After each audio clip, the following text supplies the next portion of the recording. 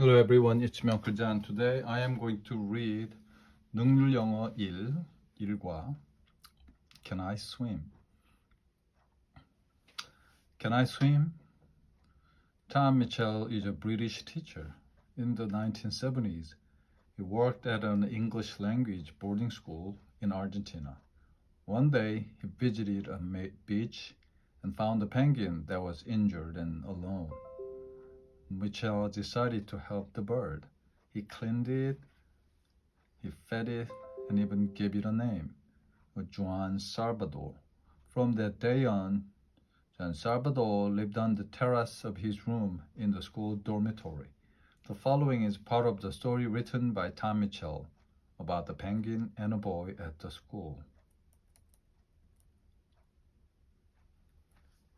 From the first day that I brought a penguin to live at the school, one student in particular wanted to help with his care. His name was Diego Gonzalez. Diego was a shy boy who seemed to be frightened of his own shadow.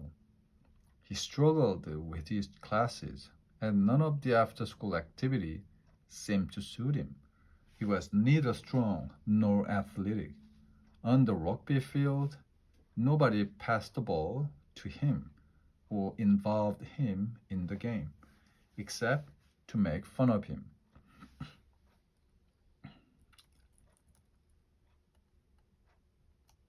Diego's early education had not prepared him well for life at his new school.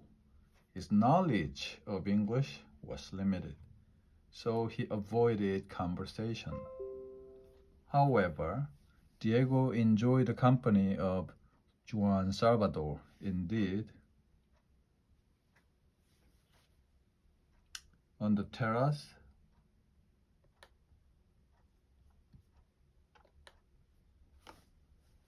Diego could relax. He had some friends who also had trouble fitting in. Looking after Juan Salvador was good for those boys. They fed him fish, swept the terrace, and spent time with him. One day I took Salvador to the school with swimming pool with the boys. As soon as the other swimmers left, we brought Juan Salvador to the water to see if he would swim.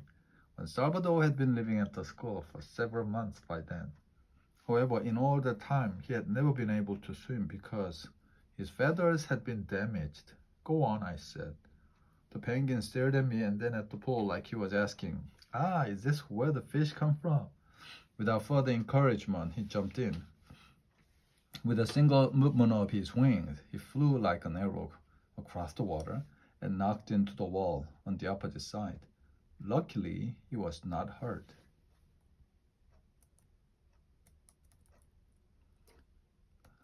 I had never had the opportunity to study a penguin in the water before.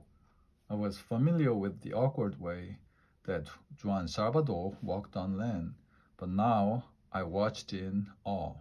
Using only a stroke or two, he flew at great speed from one end of the pool to the other, turning swiftly before touching the sides. It was amazing. Everyone could see how much he was enjoying himself. Ooh, the boys shouted, as though they were watching a fireworks display.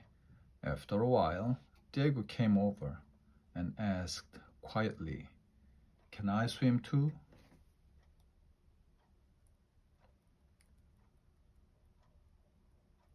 I was astonished. He had never gone near the pool before. I was not even sure if he could swim. "The water is cold, and it's getting late.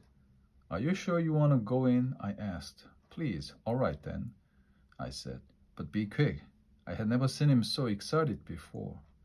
His eyes were shining with joy, and he seemed to be truly alive for the first time. Without hesitating, he dived into the cold water. I was ready to jump in and rescue him if he could not swim. However, I soon realized that I did not have anything to worry about. Not only could Diego swim, but he swam magnificently. He chased after Juan Salvador. They swam in perfect harmony. It was like a duet written for violin and piano. Sometimes Joan Salvador took the lead. Diego followed after him. At other times, Diego went ahead, and the penguin swam around the boy. Occasionally, they swam so close that they almost touched. I was almost speechless. Suddenly, Diego was not the sad little boy we had become used to. He was a very normal boy with a very special talent. Diego, you can swim. Yes, I can swim. I mean, you're able to swim really well. Brilliantly, in fact. Do you think so? He asked without looking directly at me, but I saw a smile on his face.